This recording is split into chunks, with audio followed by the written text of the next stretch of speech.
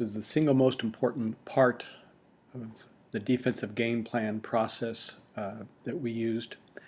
I'm going to walk through that today. I'm going to look at two different things. The first you can see here is our offensive analysis, formation analysis.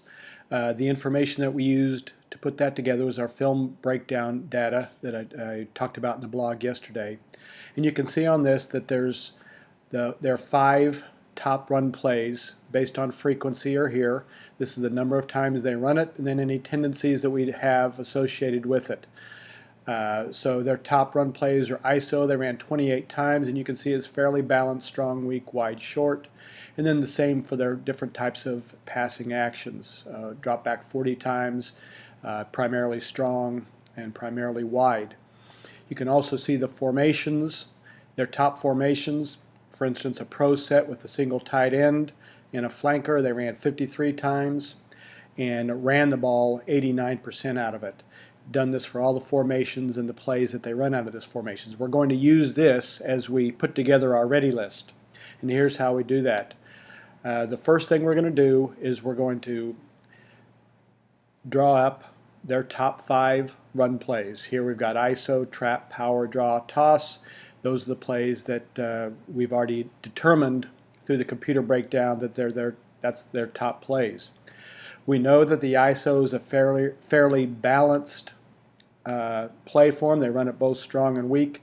But you can see here that out of the 28 ISOs, 20 of them came in the pro formation and 3 more came in a tight twins formation. So 23 out of the 28 came with a single tight end. So when we're looking at defensing the ISO and talking about this procedure as far as putting together our ready list, we're going to draw up the ISO out of a single tight end, and we're going to draw up each of our fronts against it. And we're going to discuss and argue and talk as a staff which of our defensive fronts puts our personnel in the best position to defend the ISO, the way that they run it, the blocking schemes that they used, out of the formations they run it out of, in the direction that they run it.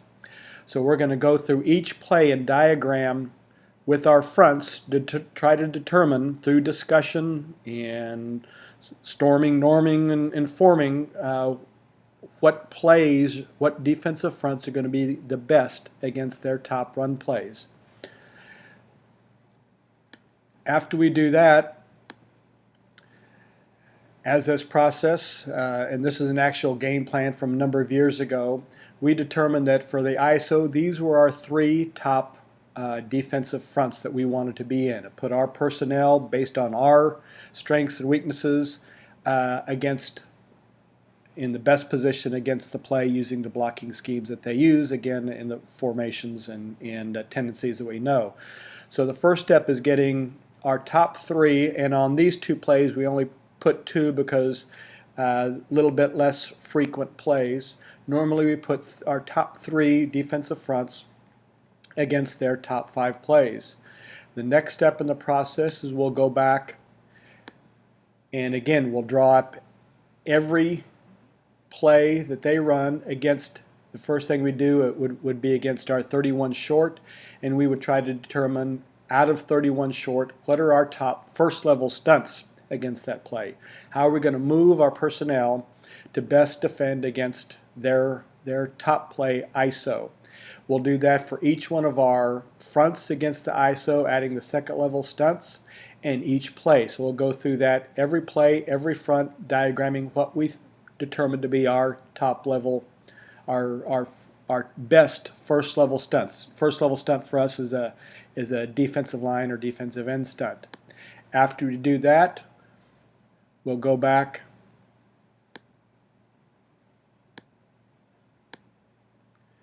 and we'll do the same thing with our second level stunts. We'll diagram their play in this front and look at what second level stunts would be the best against the play.